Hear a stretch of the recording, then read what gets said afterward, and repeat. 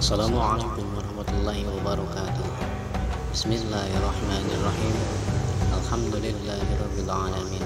Wassalatu wassalamu ala asyrafil anbiya'i wal mursalin.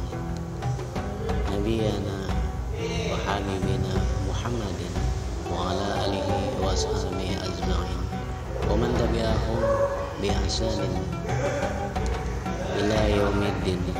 Amma ba'du. Puji syukur kehadirat Allah Subhanahu wa Ta'ala yang telah melimpahkan banyak nikmat-Nya untuk kita semua. Rahmat serta salam tercurah kepada baginda Nabi besar Muhammad Rasulullah Sallallahu Alaihi Wasallam beserta keluarga dan para sahabatnya. Pemirsa muslimin dan muslimat, berikut ini ada satu kisah sejarah singkat para ulama di Nusantara. Masih kita bahas perjalanan ulama dari Pulau Jawa, yakni Jawa Barat, tepatnya ke daerah Karawang, Kabupaten Karawang. Kita bahas seorang ulama yang juga merupakan tokoh pejuang di masa penjajahan kolonial Jepang. Satu sejarah singkat perjalanan Hadratus Syekh Kyai Haji Muslih As-Samad Gondang, atau lebih populer dengan sebutan Ajeng Jenggot, dari Desa Loji, Kecamatan Pangkalan, Kabupaten Karawang. Ya pemirsa, Hadratus Syekh Kyai Haji Muslih bin Haji Abdul Rasyid, yang lebih dikenal dengan panggilan Mama Azman Jenggot, lahir pada tahun 1905 Masehi di Desa Loji, Kecamatan Pangkalan, Kabupaten Karawang. Lahir dari seorang ibu bernama Haja Romlah, ayahandanya bernama Haji Abdul Rasyid, atau yang lebih dikenal dengan panggilan Mbah Penghulu Kadar. Keduanya merupakan keturunan dari Syekh Maulana Hasanuddin Banten. Semasa kecil Hadratus Syekh lebih dikenal dengan nama Den Noh. Pada masa awalnya beliau belajar kepada Kyai Haji Mas Dukti dari Waru, Pangkalan, kemudian ke Citeko dan Cibogo, Pleret, lalu ke pesantren Cigondewa, ke Mamah Gedong, Aman Dimyati, Sukamiskin, Bandung, serta ke Kyai Haji Zainal Mustafa, Sukamana, Singaparna, Tasikmalaya. Sedangkan di bidang ilmu alat, beliau belajar di pesantren Sukaraja, Limbangan, Garut.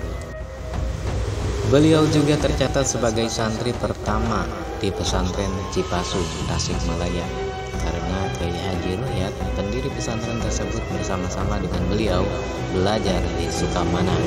Ketika Kyai Haji Ruhyat pulang dan mendirikan pesantren Cipasu, Hadratus Syekh ikut dan menjadi santri pertamanya, sekaligus menjadi ustadz atau guru bagi santri yang baru. Hadratus Syekh juga pernah belajar ke Kyai Haji Tubagus Mansur, yakni sebagai paman beliau, di Serang Ujung Timur, Desa Cibogo, Girang Pleret, Purwakarta, untuk memperdalam ilmu silat. Di samping ilmu agama dan ilmu silat ini juga beliau pernah didapatkan dari orang tuanya. Pada tahun 1938 Masehi, Hadratus Syekh Kyai Haji Muslih mulai mendirikan pondok pesantren di Teluk Jamil, Wisma Kerja Peduli untuk sekarang. Mungkin ini merupakan pondok pesantren pertama di Teluk Jamil, bahkan di Karawang. Dan pemirsa, satu hal yang patut diacungi jempol, beliau mendirikan pondok pesantren tanpa meminta sumbangan dari masyarakat, tetapi betul-betul dari hasil berdagang, karena beliau terkenal gesit dan tekun berdagang. Bakat dagang ini telah terlihat sejak beliau masih kecil, yaitu suka membantu neneknya berjualan ikan peda. Dan beliau biasanya berjualan minyak wangi dan arloji atau jam tangan dengan naik sepeda sambil keliling mengisi majelis-majelis pengajian yang tersebar di Kabupaten Karawang, antara lain ke Desa Jatiragas, Kecamatan Jatisari, Desa Langsep, Kecamatan Pedes, dan Rawamerta yang sekarang menjadi pondok pesantren Nihayatul Amal. Dan pemirsa, sebagai santri yang ikut dalam perjuangan kemerdekaan di zaman penjajahan kolonial Jepang antara tahun 1943 sampai 1945 atas panggilan gurunya yaitu Kiai Haji Zainal Mustafa. Beliau berangkat ke Tasikmalaya dan ikut terlibat dalam perlawanan santri Singaparna melawan kolonial Jepang yang terkenal dalam sejarah sebagai tragedi Singaparna yang mengakibatkan gugurnya Kiai Haji Zainal Mustafa dalam penyiksaan tentara Jepang akibat tipu muslihat kolonial Jepang. Berlanjut, Hadratus Syekh sepulangnya dari Singaparna bersama keluarga pindah ke Loji dan santri di Teluk Jambe dibubarkan, tetapi kemudian beliau mendirikan pesantren lagi di sekitar Pasar Loji sekarang. Nah pemirsa, dari uraian di atas dapat disimpulkan bahwa Hadratus Syekh Kiai Haji Muslih layak disebut sebagai tokoh ulama pejuang.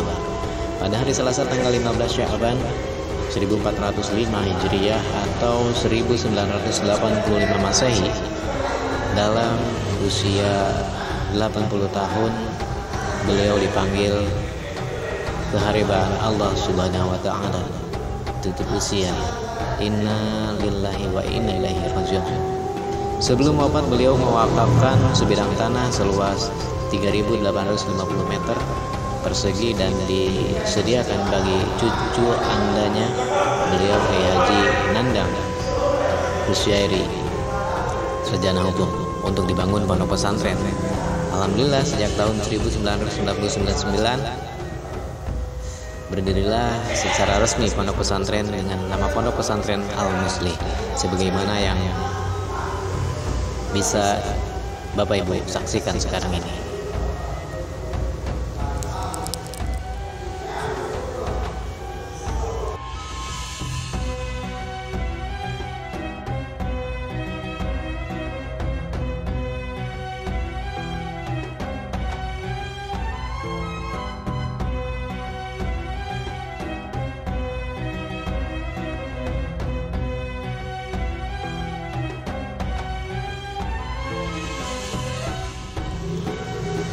Nah pemirsa, demikianlah sejarah singkat para ulama dalam kajian perjalanan Hadratus Syekh Kiai Haji Muslih atau Ajengan Mamang Jenggot Karawang.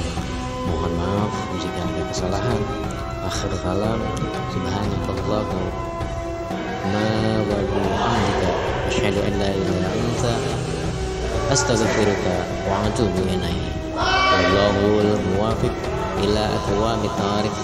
Rabbana atina fid dunya hasanah wa fil akhirati hasanah wa qina adzabannar.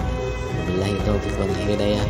Wassalamualaikum warahmatullahi wabarakatuh. Pamiras.